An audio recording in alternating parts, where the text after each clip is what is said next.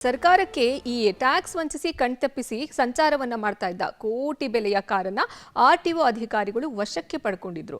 7.5 ಕೋಟಿಯ ಕಾರಿಗೆ 1.5 ಕೋಟಿ ದಂಡವನ್ನ ಕಟ್ಟಿ ಇದೀಗ ಕಾರನ್ನ ಬಿಡಿಸಿಕೊಂಡಿದ್ದಾರೆ. ಈ ಕುರಿತ ಡೀಟೇಲ್ಸ್ ಇಲ್ಲಿದೆ.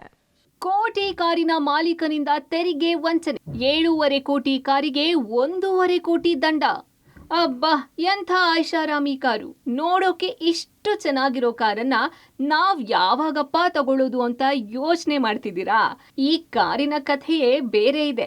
ಇಷ್ಟು ಬೆಲೆಯ ಕಾರು ಇಟ್ಟುಕೊಂಡಿದ್ದ ಮಾಲೀಕನ ಕಳ್ಳಾಟ ಬಯಲಾಗಿದೆ. ಟ್ಯಾಕ್ಸ್ ಕಟ್ಟದೆ ವಂಚಿಸಿದ್ದ ಕಾರಿನ ಮಾಲೀಕ 7.5 ಕೋಟಿ ಕಾರಿಗೆ 1.5 ಕೋಟಿ ದಂಡ ಪಾವತಿಸಿದ್ದಾರೆ. ಹೌದು, 2020ರ ಮಾಡೆಲ್ನ 7 ಕೋಟಿ 45 ಲಕ್ಷ ಮೌಲ್ಯದ ಫೆರಾರಿ ಕಾರನ್ನ ಬೆಂಗಳೂರು ಮೂಲದ ಉದ್ಯಮಿಯೊಬ್ಬರು ಖರೀದಿ ಮಾಡಿದ್ರು. 2023 ಸೆಪ್ಟೆಂಬರ್ನಲ್ಲಿ ಬೆಂಗಳೂರಿಗೆ ಮಹಾರಾಷ್ಟ್ರ ರಿಜಿಸ್ಟ್ರೇಷನ್ ಕಾರನ್ನ ತಂದು ಜಾಮ್ ಜೂಮ್ ಅಂತ ಓಡಾಡ್ತಿದ್ರು. 2 ವರ್ಷ ಆದರೂ ಐಷಾರಾಮಿ ಕಾರಿಗೆ ಆರ್ಟಿಒ ಕಾಯ್ದೆ ಪ್ರಕಾರ ಪಾವತಿ ಮಾಡಬೇಕಿದ್ದ ಟ್ಯಾಕ್ಸ್ ಕಟ್ಟದೆ ವಂಚಿಸಿದ್ರು.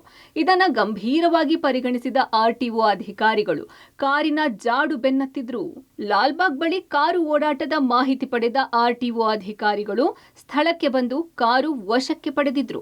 ಇನ್ನು ಕಾರು ಮಾಲೀಕ 1 ಕೋಟಿ 58 ಲಕ್ಷ ಹಣ ಪಾವತಿ ಮಾಡುವಂತೆ ಆರ್ಟಿಒ ಅಧಿಕಾರಿಗಳು ನೋಟಿಸ್ ನೀಡಿ ಕಾರನ್ನ ವಶಕ್ಕೆ ಪಡೆದಿದ್ದರು. ಬಳಿಕ ಸಮಯಾವಕಾಶ ಪಡೆದಿದ್ದ ಕಾರು ಮಾಲೀಕ ಸಂಜೆ ವೇಳೆಗೆ ಡಿಡಿ ಮೂಲಕ ಹಣ ಪಾವತಿಸಿದ್ದಾರೆ. 1 ಕೋಟಿ 58 ಲಕ್ಷ ದಂಡ ಕಟ್ಟಿದ ಬಳಿಕ ಕಾರನ್ನ ಬಿಟ್ಟು ಕಳಿಸಿದ್ದಾರೆ. Raghu Mariswamy, metro bureau, public TV.